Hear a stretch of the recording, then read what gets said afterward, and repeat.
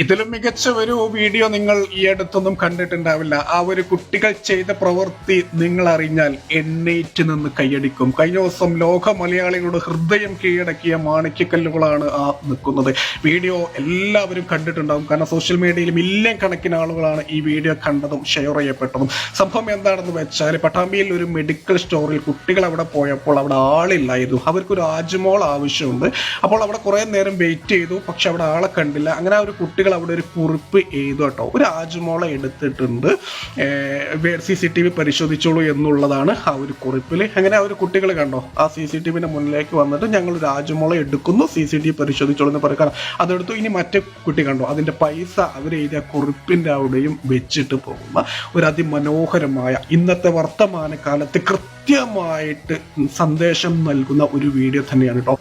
ഈ വീഡിയോ ഒറ്റ വാക്കിൽ എന്നോട് വിശേഷിപ്പിക്കാൻ പറഞ്ഞാൽ എനിക്കൊരൊറ്റ ഉത്തരമേ ഉള്ളൂ: വളർത്തുഗുണം. അത് തന്നെയാണ് ഈ ഒരു വീഡിയോ. ഈ ഒരു വീഡിയോ നിങ്ങൾക്ക് ഇഷ്ടപ്പെട്ടാൽ ഒന്ന് ലൈക്ക് ചെയ്ത് മറ്റുള്ളവരിലേക്ക് മാക്സിമം എത്തിക്കുക.